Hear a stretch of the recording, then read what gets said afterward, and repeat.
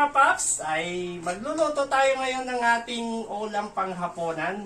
At ito ay nakasalang na. So, tiyak na mapapawaw tayo nito sa sarap sa niluto kong ulam. Ayan, oh, mga paps, tignan nyo.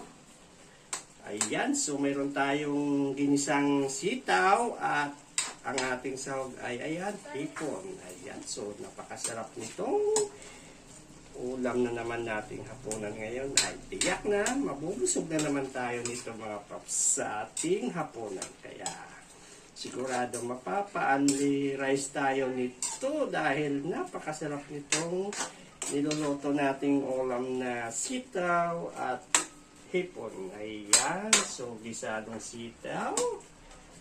Ayan, so napaka-yummy yan mga papsi.